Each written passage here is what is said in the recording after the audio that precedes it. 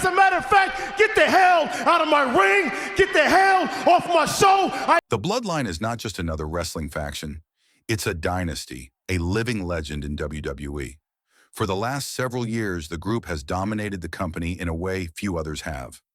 Roman Reigns, the self-proclaimed tribal chief, held the undisputed WWE Universal Championship for over 3 years, flanked by his cousins, the Usos, and protected by his ruthless enforcer, Solo Sikoa. Together, they were untouchable. But like all empires, the Bloodline's dominance has started to fracture. Roman's absence from weekly programming has left a vacuum of power. Solo Sikoa has stepped into the leadership role, trying to rally the remaining members around his vision of control.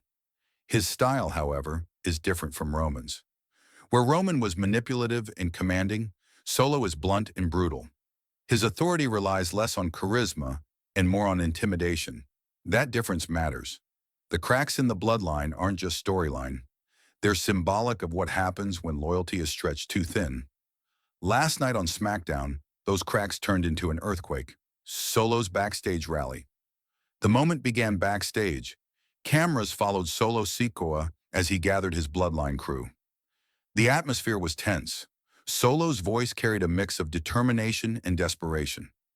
He told his men that their dominance wasn't just important, it was essential. They couldn't afford weakness. They couldn't afford betrayal. There was intensity in his words, but also a hint of insecurity. He knew he was no Roman Reigns. He lacked that aura of invincibility that made people follow without question. Still, he pressed on, declaring that the Bloodline's grip on SmackDown would only tighten. His crew nodded along, but you could feel it. The trust wasn't absolute, and that's when the night changed. The return of Sami Zayn. Suddenly, the cameras shifted. A familiar figure stepped into view. Sami Zayn. The crowd inside the arena erupted as they watched the moment unfold on the big screen.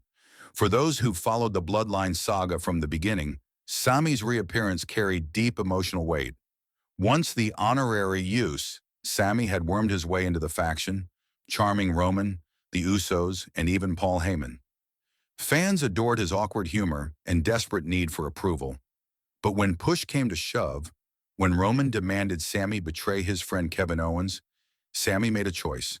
He defied the tribal chief, cracking a steel chair over Roman's back in one of the most emotional betrayals in recent WWE history. What followed was brutal.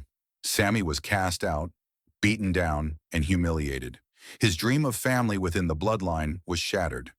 Yet his popularity soared as fans rallied behind him. Over the past year, he has fought against the group, but last night he revealed he wasn't done with them, not by a long shot. Unexpected allies appear.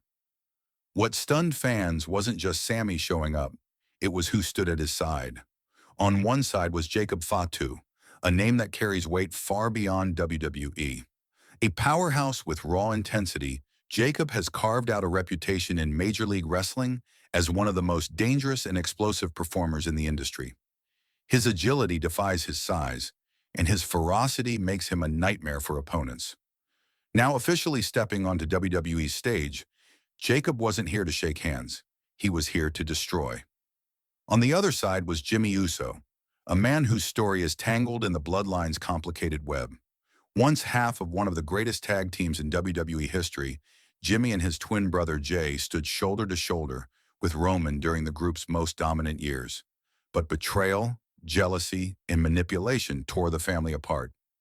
Jay broke free, pursuing his own path, while Jimmy remained caught in the middle. Last night, Jimmy finally made his stand, choosing Sami and Jacob over Solo. The visual was striking. Sami, Jacob, and Jimmy, shoulder to shoulder, staring down Solo and his crew. "I'm done being the target." Sami Zayn wasted no time making his intentions clear. His voice cracked with emotion, but his words carried undeniable strength. "I'm done being the target. I'm done being hunted.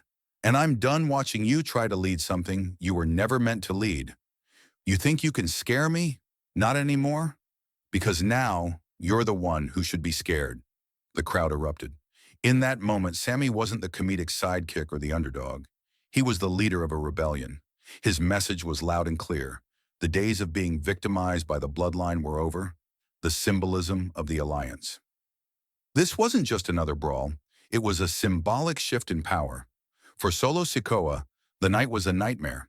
His leadership was already questioned. Now it was outright rejected. He was left reeling, his authority shattered in front of the entire WWE Universe. For Jimmy Uso, the move was monumental. By siding with Sami and Jacob, for Jimmy Uso, the move was monumental. By siding with Sami and Jacob, he wasn't just betraying Solo, he was reclaiming his own agency after years of being defined by his twin or overshadowed by Roman. Jacob Fatu's involvement sent another powerful message. The Bloodline story is no longer confined to Roman, the Usos, and Solo. The Anoa'i family tree is deep, and Jacob's arrival proves that the dynasty's legacy is far from over. And Sami Zayn? He transformed from the faction's comic relief to its most dangerous enemy.